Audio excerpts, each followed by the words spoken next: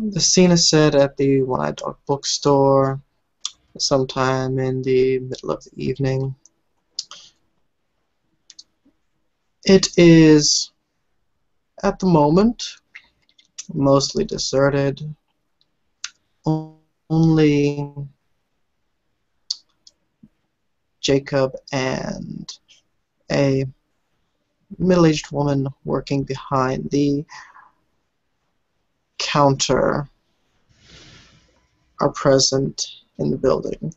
Jacob himself is sitting quietly at a table.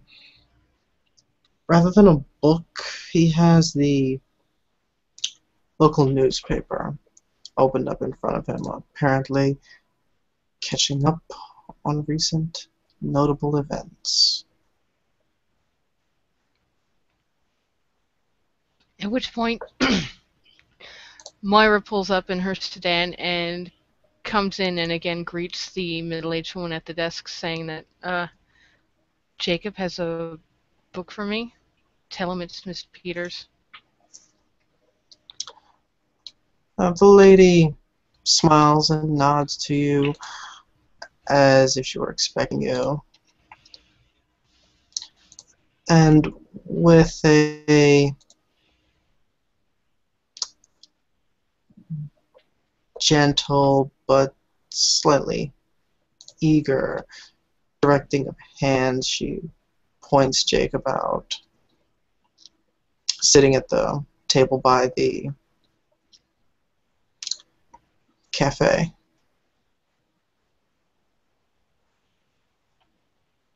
Moira approaches him. You've had a book for me for a while, a few weeks, I think. Ah, yes, I do, in fact. I apologize for not getting it to you sooner. It's all right. It's here now.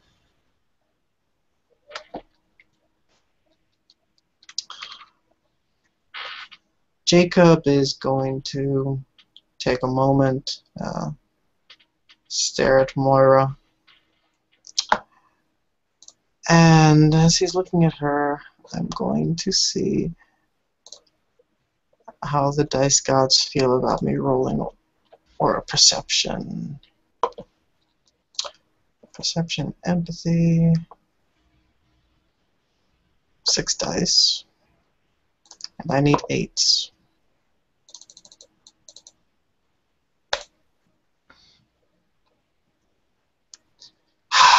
Thank you for 1-8 for not having a horrid and total botch. But no success.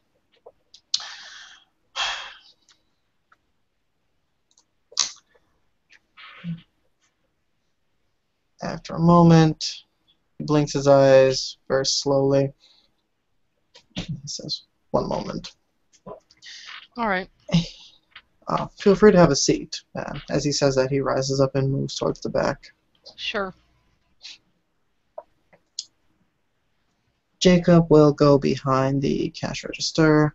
You'll hear a door briefly opening. It is that to the office behind said counter. It's more or less quiet. It doesn't take him long to return.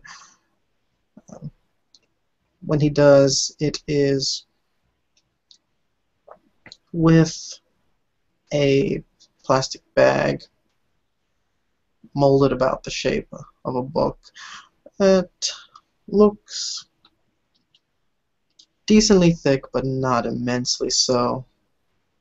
As he puts it down in front of you, he takes a seat. There you go. Thank you. Should I wear gloves while reading it? No, it's nothing so terribly old. I just felt I may as well keep it covered up until I gave it to you, considering its content. I understand.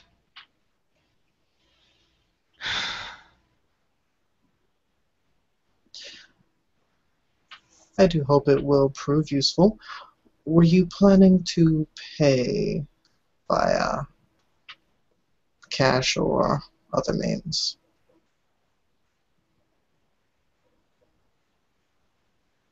I'm sure we can work something out.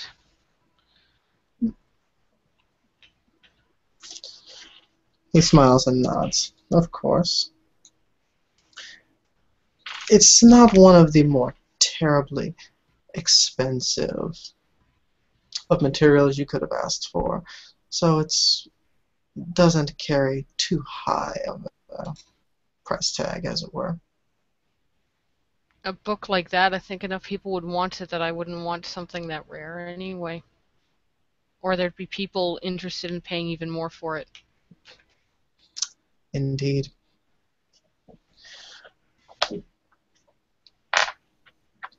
But it should help you with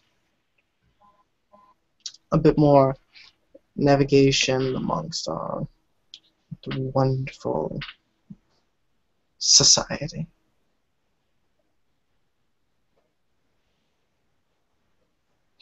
Yes, the better informed I am, the better I'll be able to react, especially on behalf of the ones that work for.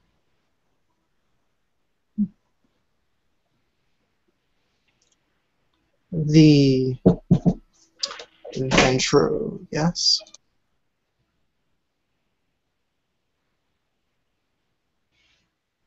There's a lot that I didn't know before I was employed, and I figure forewarned.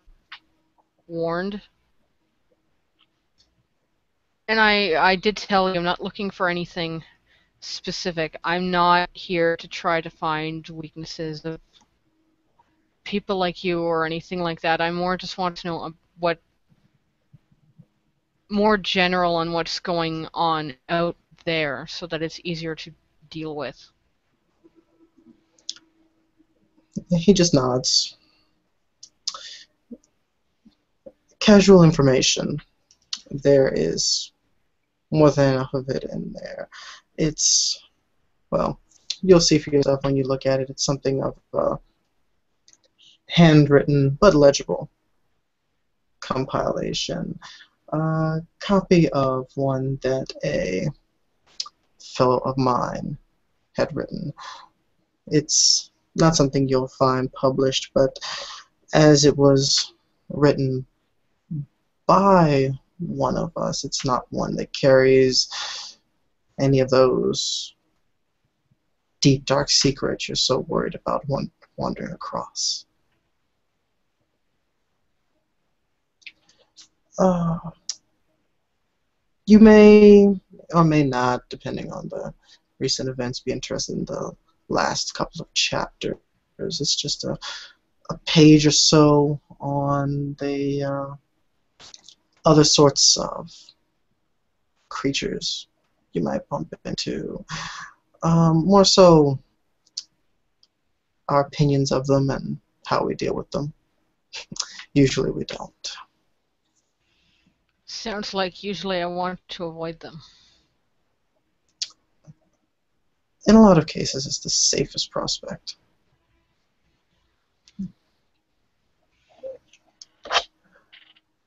I'd still prefer to be aware so that I can pinpoint something and know that it's time to leave that section of the city for a while.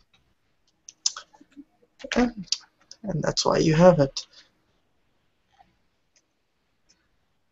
Although the best resource of such information will usually be those of us that you are in immediate contact with.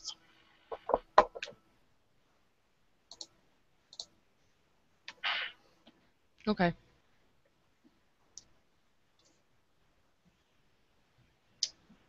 You are still here in one piece, I see, so I presume work has been more or less good for you. Yes, I've been put in a position where I do well as opposed to being thrown to the wolves, as it were, to learn things from the ground up. So I haven't had a problem working so far. And it will most likely continue that way. Wonderful. Considering the horrid escapades concerning your previous Domitor's fears when she left the city,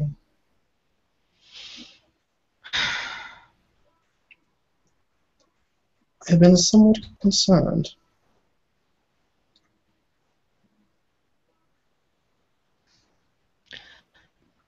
Well, it's not like I have a history of these things.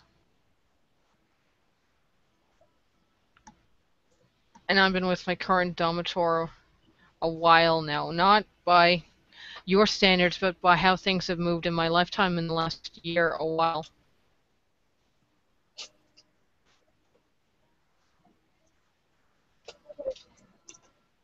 Yes. I almost forget sometimes a while looks very differently when you're still somewhat mortal.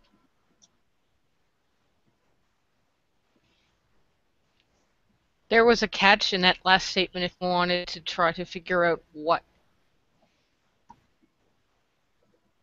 A tell, as it were.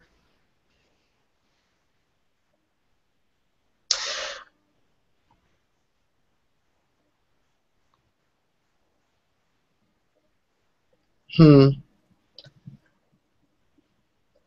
Yeah, I think I would like to try to.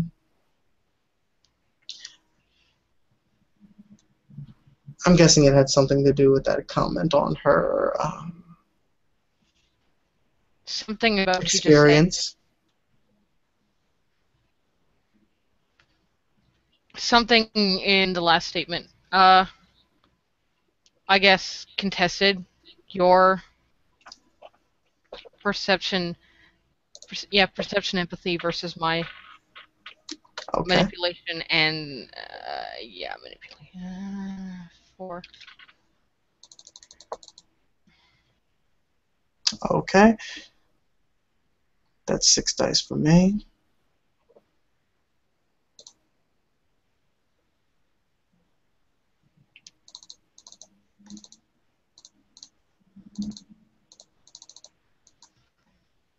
That's what I have. Oh, well, I'm sorry. Hold on a second. Let me highlight that properly. There. That's what I have. Defender wins in the event of a tie, so you're safe.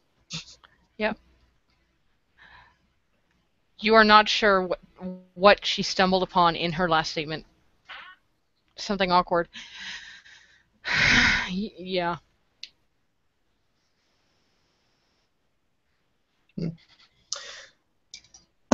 Let's see. The very, very last thing she said, it was the part about her lifetime, right?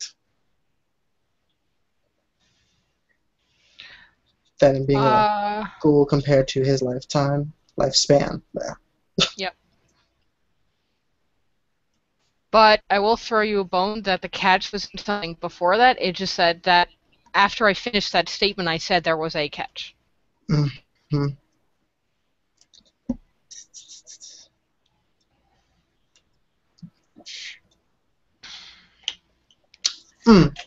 Okay, I've got something. Yeah, feel free to draw whatever conclusion your character does about that. Yeah, I just had to let my brain wrap around it a quick second there.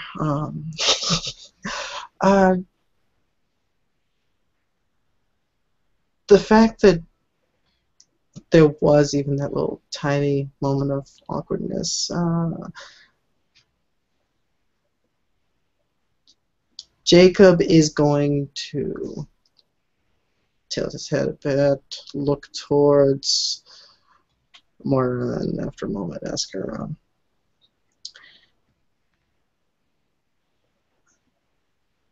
and have they told you much of what to expect of your life as a servant now? Yes, I had some long, not drawn out, just thorough conversations with my first Domitor about what to expect, what others would expect of me, what they would expect of me. The usual, I don't believe it was lacking. It's just a lot to take in. Did she tell you the perks of your position?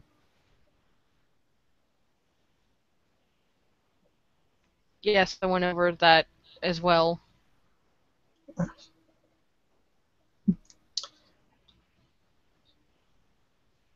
Though, given some time, your lifespan may end up being as long, if not longer, than mine has been so far. It all depends upon how useful you are. Though rare, I was told that some ghouls could live longer than some vampires. But that's a long way away from now. Yes, it is. And we live in a tumultuous time.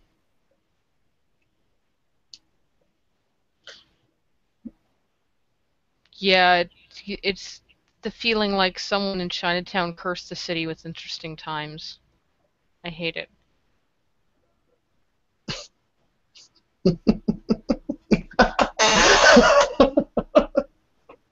I'm sorry I misspoke. Sometimes my mouth gets ahead of me.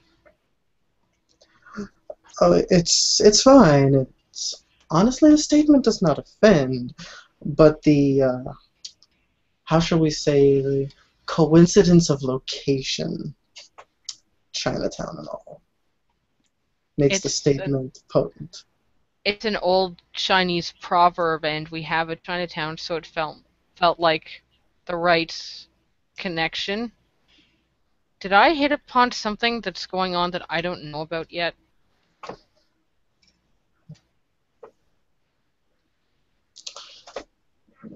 Jacob's going to remain silent a moment, as if he's debating whether to say something or not. And if you want to roll on him to see, you can.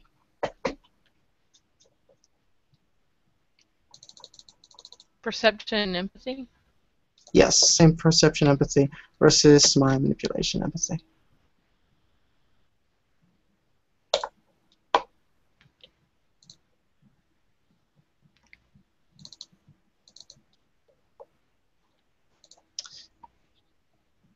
You will see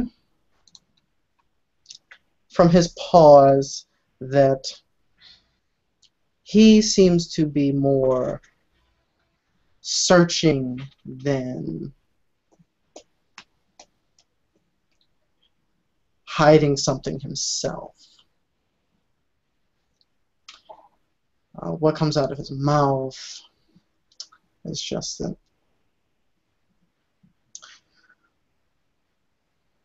nothing terribly important of recent note. Ah, It's been some time since I've had the pleasure of Prince Eudocia's company, but if I do happen to hear of any interesting times, I'll be sure to let you know. um, yeah. Sorry, yeah, you'll let me know.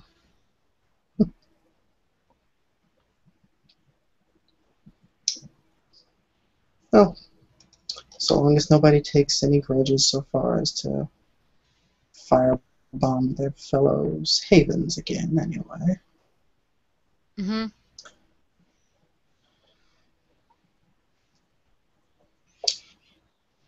Well, was there anything else I could do for you this evening? Miss Peters, was it? Oh god. Oh! This is an in-game reaction. Moira's bent over, trying to hold something back. Oh my god!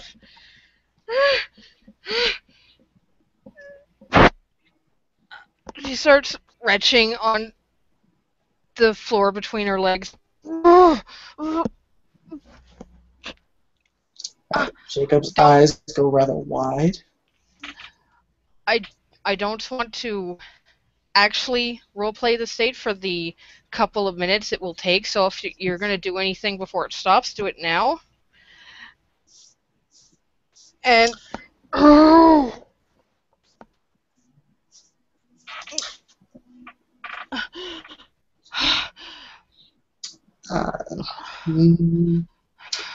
Nope. Jacob's going to just rise up and step back from the table. I'm sorry, I just messed up your floor. Oh, it's never been that strong before. Where are my glasses? I'm sorry, I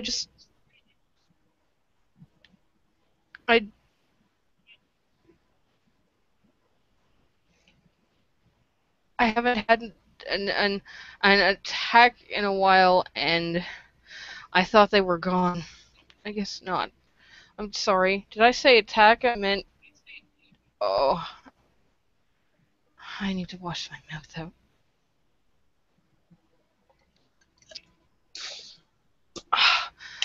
Sorry. Jacob is going to wave to the woman behind the desk who naturally was still there. You'll hear the shuffling of one of those wheeled buckets and a mop being brought over to clean up the wretched mess. And he's going to look down at the mess. Is there anything unusual about it, or is it just normal vomit and bile? It looks like her last meal, and I will say there is a little bit of bile in there as well. She wasn't retching at first, but once it started, it didn't stop until it went to dry heaves. It just... Anyone who's done that knows how tiring it is, which is why I didn't want to actually do it for 2 minutes. Yeah. No, I understand entirely. And he's going to just pointedly ask, "What was that?"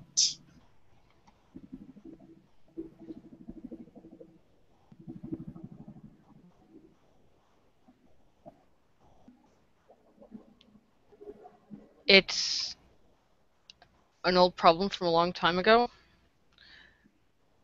They're like panic attacks, but lots of tells. Jacob does not buy that much for a second. Nope. Saying, nope. I mean, I can roll for, but just off the basis of looking at you and the reaction, he thinks you're lying. Based on your perception, empathy versus my manipulation, I will completely forego the rules. Like, yep, she is spinning a tail off the top of her head about something, and she looks very, very shaken and is not asking for help, and sometimes glances at the door. All right, Jacob, you can have this your way. No, sorry, my character is going to apparently try the stupid thing. Well, not too stupid for him, it's just not going to work. He's going to try to read Moira's mind and see if there's anything poking around in there. He's probably not going to succeed, but let's see what happens. Nope. I remember your willpower is 9, so no success. But since he can't get anything out of your brain but a hazy fog, he's going to walk around, not so pointedly, put himself between Moira and the door, but he does do so. He covers it up by putting a hand on her shoulder. And he looks down at her, says, a problem from before, not something more recent. I haven't had something this serious happen in a long time. And I thought I left that behind me years ago. And saying her name triggers it. No. Uh, I was feeling something unsettling in my gut before it happened. I just thought that it would work itself out. Instead, it did what it did. Hmm.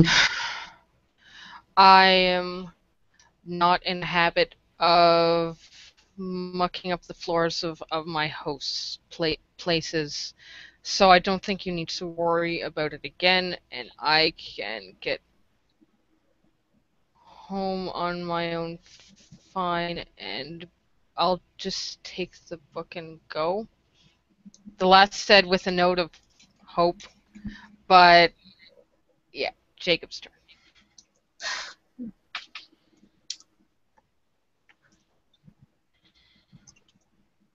Well, as long as it's not something you ate or didn't eat. And as he says that,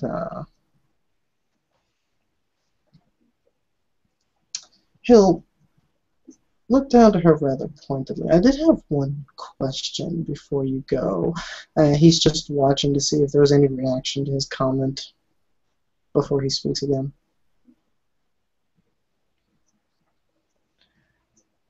She's doing her best wooden face right now, waiting your next statement.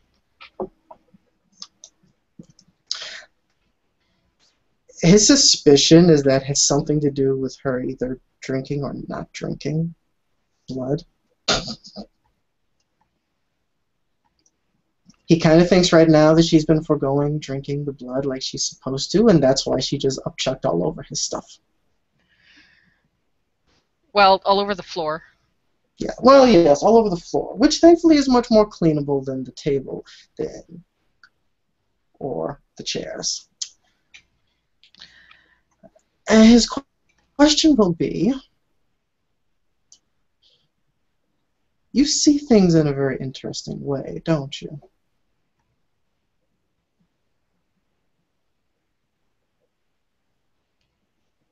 I don't know what you're talking about. Manipulation. Oh.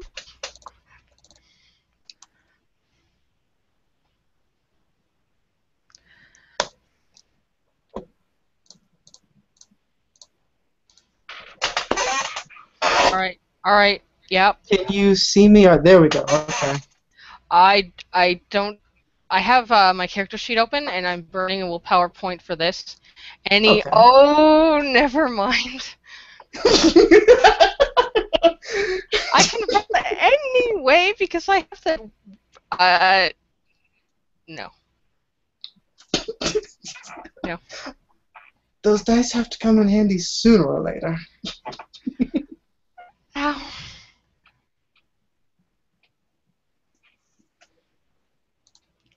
I don't know what you're talking about. I'm just me. Everyone sees things in their own way. It just, I don't know.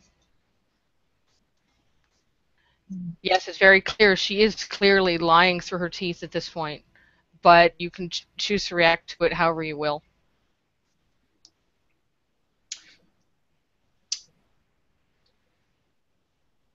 Jacob is... He's going to leave his hand on her shoulder. He's not going to tighten it or, leave any pressure on her. He's going to lower his voice and try to bring out a more calming, soothing tone to it. Everybody sees things their own ways, and then some people see things a bit more uniquely than others do. Something about you tells me that you have a very unique way of seeing some things.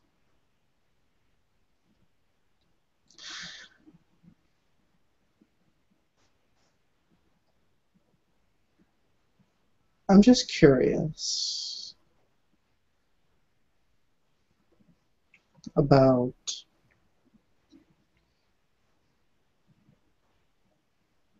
how or when you started having such unique forms of sight.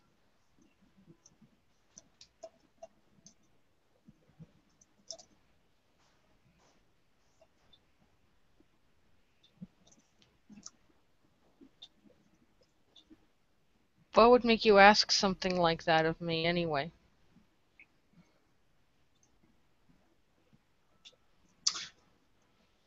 And he will look to her and say, when we first met, just a strange reaction you seemed to have at the first princes gathering under Lysander.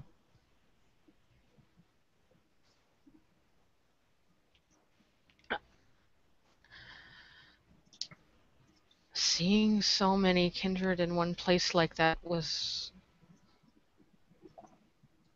not quite overwhelming, if that answers the question.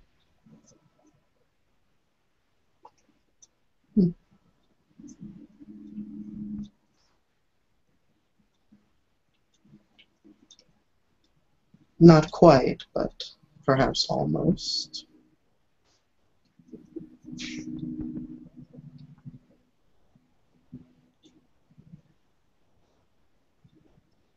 And there wasn't anything particularly unsettling about being surrounded by the lot of them.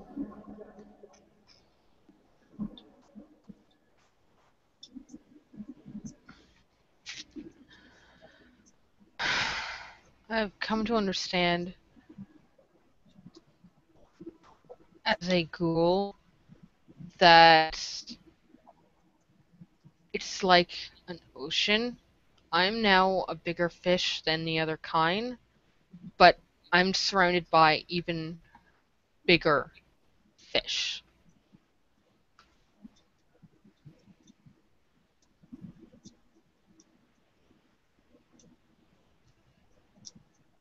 Jacob will nod slowly at that.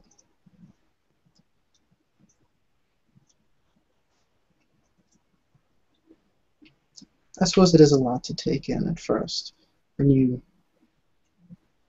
realize, and for the first time, being around so many others, the vast difference between us and them and you.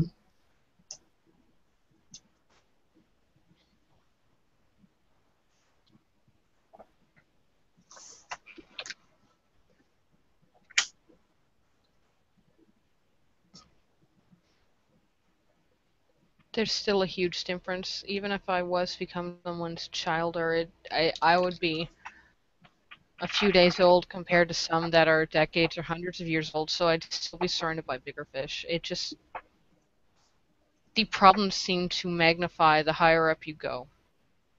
So when I went from Kine to Ghoul around one kindred, and then around most every active kindred in the city, it was a bit of a change in environment. And that is the honest truth.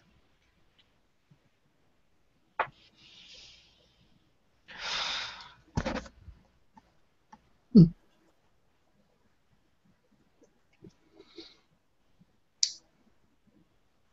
No, I'm sure you will adjust to it soon enough. And unfortunately for you, we don't tend to bring ghouls to too many Elysiums. Events, but not too many Elysiums. You'll probably only ever see a handful of us in a room again. That's okay. I didn't become a ghoul to be around lots of kindred all the time. Things will work themselves out. I'm sure. And I'm certain your Dominator will make full use of any special gifts you might bring to the table. And there's a noticeable pause there, clearly implying he's talking about something beyond her management skills that she's mentioned in the past. But his hand comes away from her shoulder, and he steps back to give her room.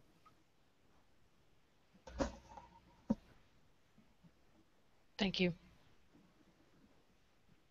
And thanks again for the book. I'm sure it will be a great help in serving my Dominator and the city. I'm sure it will.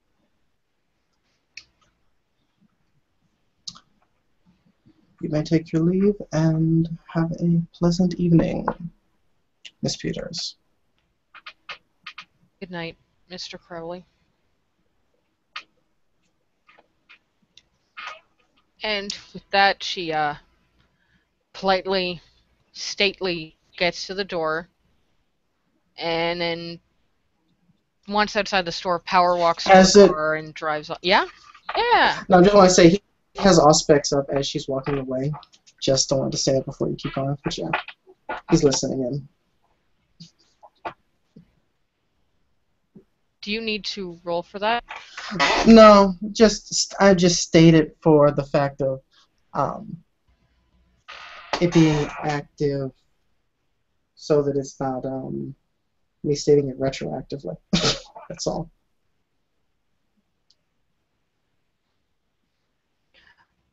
I'm sorry, I'm having trouble hearing you. What are you using? More perception? No, he is activating heightened senses as she walks out the door so that he can listen in on her. And I would roll a perception. Yes, perception alertness with a lower difficulty to see if he picks up anything that she says or just in general what he hears as she goes outside.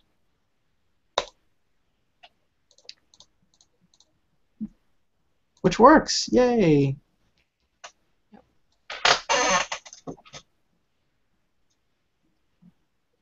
Just that she spits and is scrubbing off the surface of her tongue before getting into the car, and spitting out whatever spit she has. It's something tasted especially foul, and gets in the car and drives away. The starting up of the engine is when he cuts off his heightened hearing with a wince and a hand to his ear. Before he shakes his head, looks to the now clean and somewhat more slick than the rest of the floor location of her upheaval. Picks up the newspaper he'd been reading and retreats into his office